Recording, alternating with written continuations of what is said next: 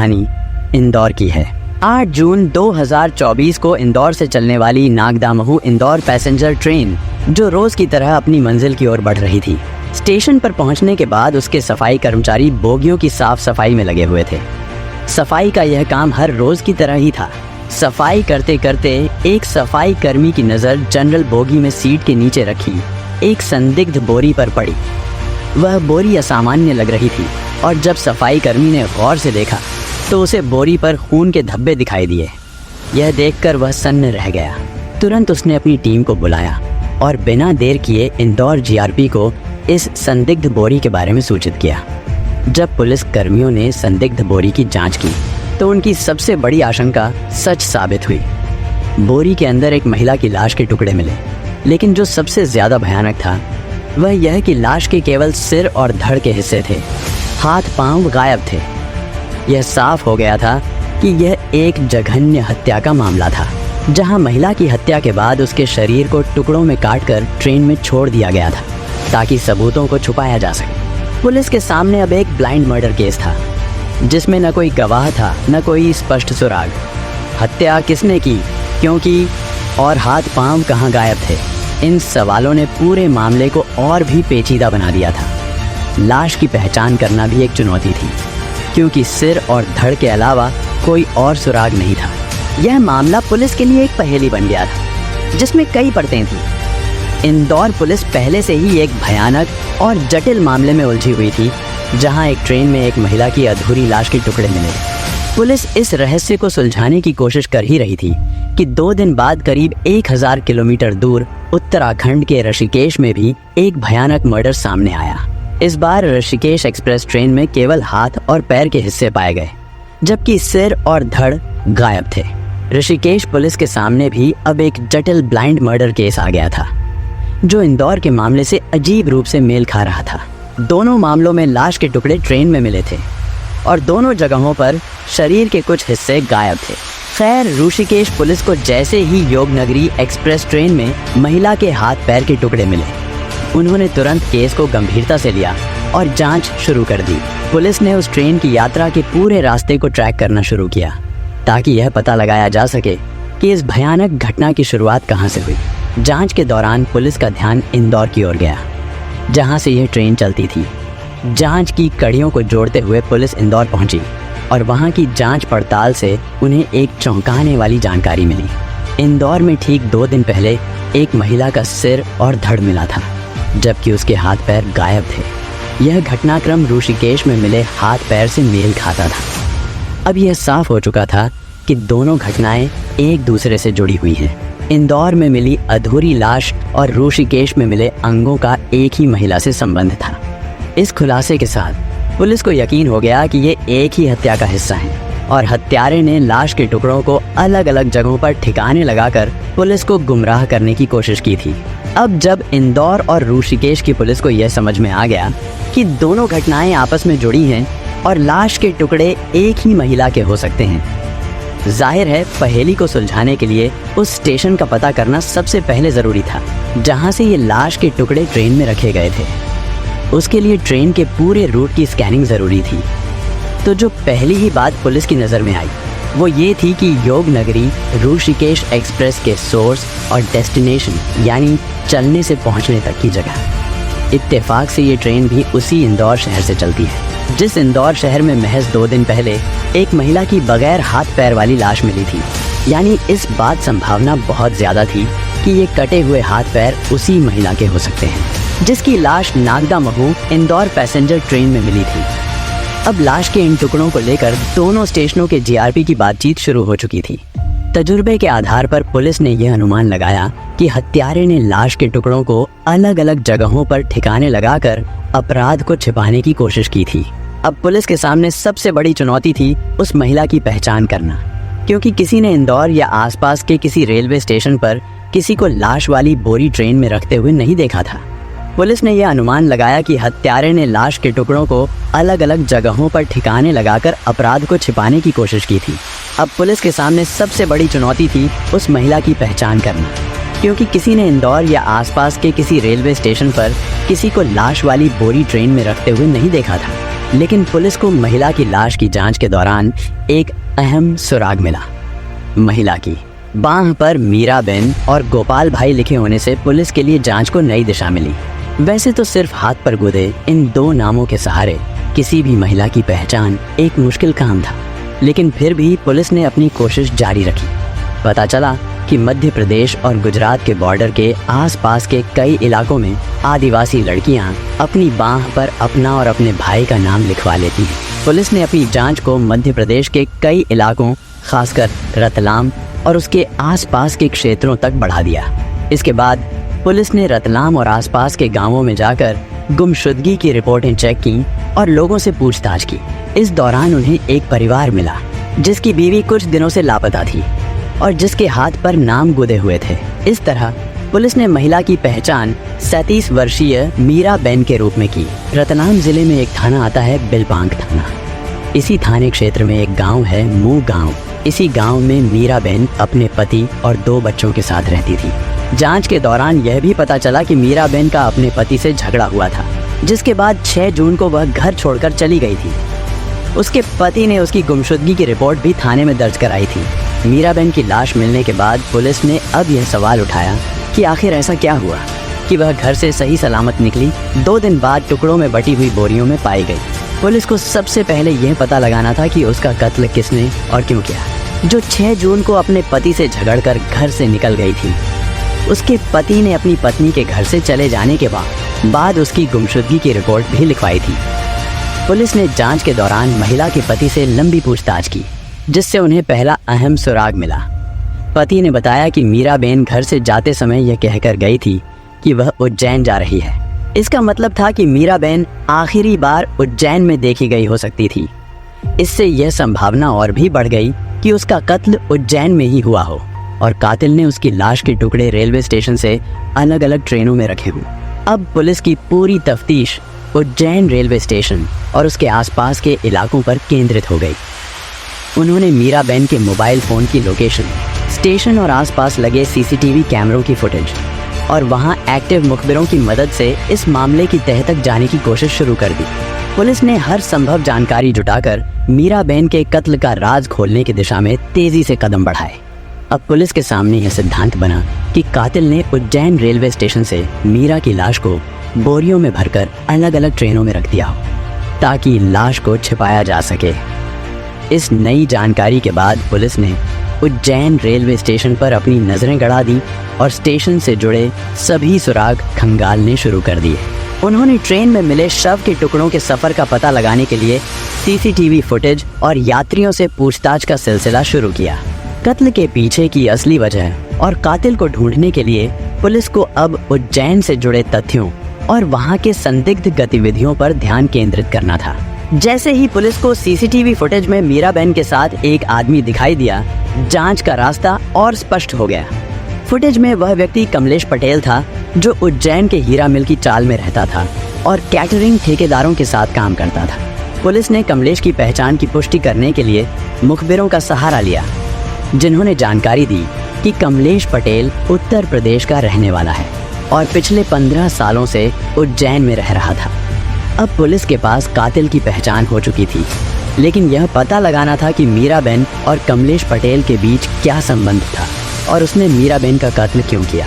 Police ने कमलेश के घर और आसपास के लोगों से पूछताछ शुरू की, ताकि यह पता चल सके कि आखिरी बार मीराबेन कब और क्यों कमलेश के साथ देखी गई थी। मोबाइल फ़ोन की लोकेशन और कमलेश की गतिविधियों को ट्रैक करके पुलिस ने अब कमलेश पटेल की गिरफ्तारी की दिशा में कार्रवाई शुरू कर दी थी, ताकि उससे कत्ल का पूरा सच सामने आ सके। पुलिस ने 55 साल के कमलेश पटेल को हिरासत में ले लिया और पूछताछ शुरू की, लेकिन कमलेश लगातार पुलिस को बरगलाता रहा। पुलिस को पता चला कि पटेल शादीशुदा है, लेकिन उसकी बीवी मूक बधिर है, यानी वह सुन और बोल नहीं सकती। अगर किसी को पटेल के कत्ल का राज पता हो सकता था, तो वह उसकी मूक बधिर बीवी ही हो सकती थी। लेकिन दिक्कत यह थी कि पुलिस पटेल की मूक बधिर बीवी से पूछताछ कैसे करती। इसका हल पुलिस ने साइन लैंग्वेज एक्सपर्ट्स से संपर्क साध कर निकाला। एक्सपर्ट्स ने कमलेश पटेल की बीवी से पूछताछ में मदद की और तब सामने आई एक खौफनाक सच्चाई, जिस पर यकीन करना मुश्किल था। पटेल की बीवी ने इशारों ही इशारों में पुलिस को बताया कि कैसे उसका पति 7 जून को मीराबेन को अपने साथ घर लेकर आया था, कैसे उसने मीराबेन की हत्या की और उसकी लाश के टुकड़े कर डाले। असल में जब पटेल ने मीराबेन की जान ली तब उसकी बीवी घर में नहीं थी, लेकिन जब वह लाश के टुकड़े कर रहा था तब तक उसकी बीवी घर लौट चुकी थी और उसने अपनी आंखों से सब कुछ देखा था। यानी पटेल की बीवी की गूंगी गवाही से अब यह पुष्टि हो चुकी थी कि कातिल कोई और नहीं बल्कि कमलेश पटेल ही है। अब बस पुलिस को पटेल से पूरी कहानी तफसील से सुननी थी और कत्ल की वजह से लेकर लाश निपटाने के पूरे सीक्वेंस को समझना था। असल में अपने पति से झगड़ करके मीराबेन रतलाम से उज्जैन पहुंची। असल में वो मथुरा जाना चाहती थी, लेकिन मीराबेन को समझ में नहीं आ रहा था कि आखिर वो मथुरा जाए तो कैसे। इस बीच रेलवे स्टेशन पर कमलेश पटेल की नज़र उस पर पड़ी। पटेल ने उसे अकेला देखकर उससे बात की और हमदर्दी जताई और मथुरा की ट्रेन पकड़ने से पहले उसे अपने साथ अपने घर चलने को कहा। असल में पटेल उसके साथ ज्यादती करना चाहता था। वो पहले भी कई महिलाओं के साथ ऐसा कर चुका था। अपने अंजाम से बेखबर मीराबेन कमलेश पटेल के साथ उसके घर चलने को राजी हो गई। अगले रोज पटेल ने उसके खाने में नींद की गोलियां मिला दी और उसके साथ बलात्कार की कोशिश करने लगा, मगर इत्तेफाक से इसी दौरान मीराबेन को होश आ गया और उसने अपने साथ हो रही ज्यादती का विरोध शुरू कर दिया। शोर मचाने लगी। गुस्से में आकर कमलेश पटेल ने अपने घर में रखे एक बड़े बोल्ट से मीराबेन के सिर पर हमला कर दिया।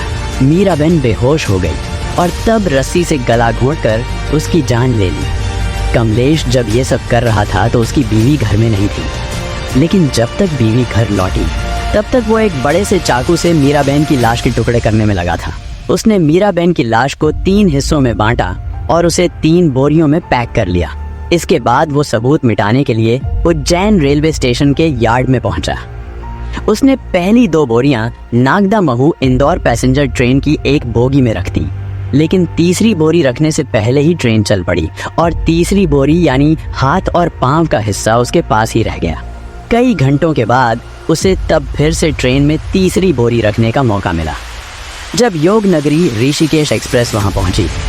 इस बोरी में कटे हुए हाथ पांव थे जो 2 दिन बाद ऋषिकेश रेलवे पुलिस को मिले। असल में कमलेश पटेल ने लाश के टुकड़े अलग अलग ट्रेनों की बोगियों में इसलिए नहीं रखे थे कि वह पुलिस को गुमराह कर सके। यह सब इत्तेफाक था कि पहली ट्रेन रवाना हो गई, जिस कारण उसे तीसरी बोरी एक दूसरी ट्रेन में रखनी पड़ी। इस कहानी के अंत में कमलेश पटेल की गिरफ्तारी और सख्त पूछताछ के बाद न्याय की प्रक्रिया पूरी हुई। पटेल को उसके जघन्य अपराध के लिए गिरफ्तार कर लिया गया और अदालत में पेश किया गया। आज की दूसरी कहानी है केरल की। असबाक का परिवार केरल में रहता था। उनके घर में माँ, 2 भाई और एक बहन थी। पिता के निधन के बाद असबाक ने बेंगलुरु में एक IT कंपनी में नौकरी शुरू की। वहाँ वह एक सच्चे मेहनती आदमी थे जो अपने परिवार को बेहतर जीवन देने की कोशिश कर रहे थे। बेंगलुरु में काम करते हुए असबाक की मुलाकात सुमेरा परवेज नाम की एक लड़की से हुई। सुमेरा भी उसी कंपनी में काम करती थी। दोनों के बीच दोस्ती शुरू हुई और धीरे धीरे वह दोस्ती प्यार में बदल गई। सुमेरा खूबसूरत और समझदार थी जो असबाक को बहुत पसंद आई। जल्द ही जुलाई 2012 में दोनों ने शादी कर ली, लेकिन शादी के कुछ समय बाद असबाक को पता चला कि सुमेरा असबाक से उम्र में बड़ी है और पहले तलाकशुदा भी थी। यह जानकर असबाक थोड़े चौंके, लेकिन उन्होंने सच्चाई को स्वीकार किया और सुमेरा से अपने रिश्ते को निभाने का निर्णय लिया।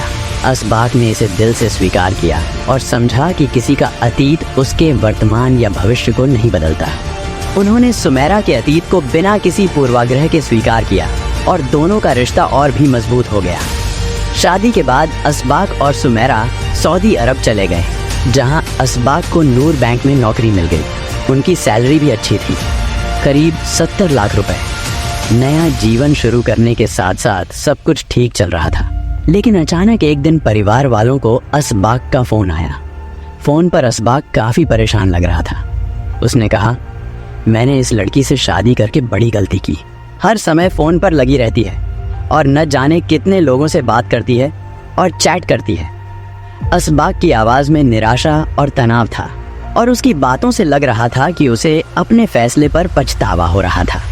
असबाक की शादी के बाद परिवार वालों ने उन्हें आश्वस्त किया कि सब कुछ ठीक हो जाएगा, खासकर जब बच्चा होगा। लेकिन सुमेरा बच्चा नहीं चाहती थी। उसका कहना था कि इससे उसका फिगर खराब हो जाएगा। फिर भी जैसे तैसे सुमेरा प्रेग्नेंट हो गई। हालांकि सुमेरा ने बच्चे को कोख में मारने की कोशिश की और अबॉर्शन कराने की जिद की। जब असबाक ने उसे रोका तो उन्होंने झगड़ा किया। असबाक ने अपने बच्चे के लिए उसे जैसे तैसे रोका। 2013 में बेटी का जन्म हुआ, लेकिन सुमेरा का व्यवहार में कोई बदलाव नहीं आया। उसने नन्ही बच्ची को दूध पिलाने से मना कर दिया। असबाक को अपनी पत्नी पर शक था। बेटी के कारण वह चुप था। रिश्ते को संभालने के लिए वापस बीवी और बच्ची के साथ भारत आ गया। भारत लौटने के बाद असबाक ने बुलेट बाइक पर एक बड़ा इंडिया टूर प्लान किया। उसने सुमेरा को लेकर बेंगलुरु से लेह लद्दाख तक की लंबी यात्रा की। उम्मीद थी कि इससे सुमेरा का व्यवहार सुधर जाएगा, लेकिन लाख कोशिशों के बावजूद सुमेरा के व्यवहार में कोई बदलाव नहीं आया। वह बार बार चोरी छुपे फोन पर किसी शख्स से बात करते हुए पकड़ी गई। जब असबाक ने पता किया तो पता चला कि वह शख्स सुमेरा का पुराना आशिक नीरज था। हालांकि असबाक को नीरज के बारे में ज्यादा जानकारी नहीं मिली कि वह क्या करता था या कहाँ रहता था। सुमेरा के इस व्यवहार ने असबाक को और भी परेशान कर दिया और उनकी समस्याएं और भी बढ़ गईं। 11 अगस्त 2018 को असबाक ने बेंगलुरु से जैसलमेर के लिए यात्रा शुरू की थी।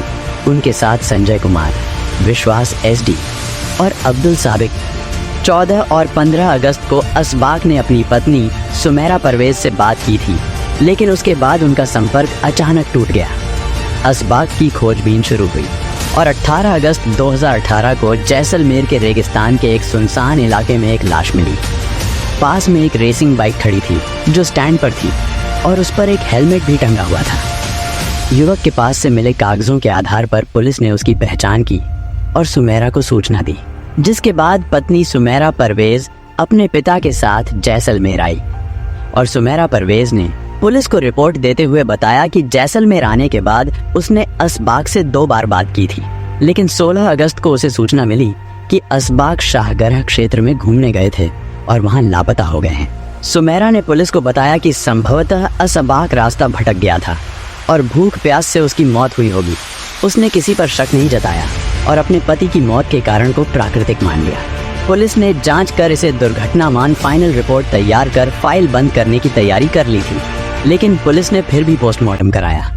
रिपोर्ट में मौत की वजह पीठ पर वर्टिकल चोट लगने की बात सामने आई, यानी असबाक की मौत की वजह गर्दन पर चोट लगने से हुई थी।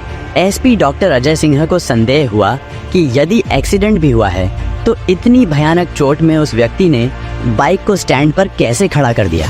यहीं से फाइल रीओपन हो गई। जब पुलिस ने अपनी जांच पड़ताल की तो सामने आया था कि हत्या की बड़ी वजह असबाक के पास मौजूद संपत्ति और उसके पत्नी के अवैध संबंध है। 2018 में असबाक की हत्या हुई थी। जुलाई 2020 में केस को रीओपन किया था।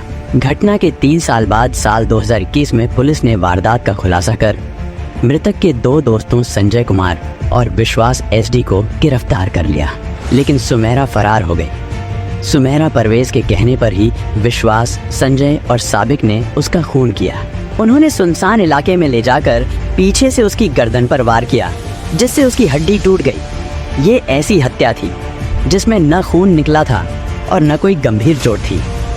पूछताछ में संजय और विश्वास ने बताया था कि असबाक मोन की हत्या की सुपारी उसकी पत्नी सुमेरा ने ही दी थी। पुलिस ने बताया कि सुमेरा का शादी के बाद भी नीरज से अफेयर था। दोनों प्रेमी प्रेमिका मिलकर असबाक मोन की प्रॉपर्टी हड़पना चाहते थे। पुलिस ने सुमेरा को आखिरकार हत्या के 4 साल बाद 13 मई 2022 को अरेस्ट कर लिया।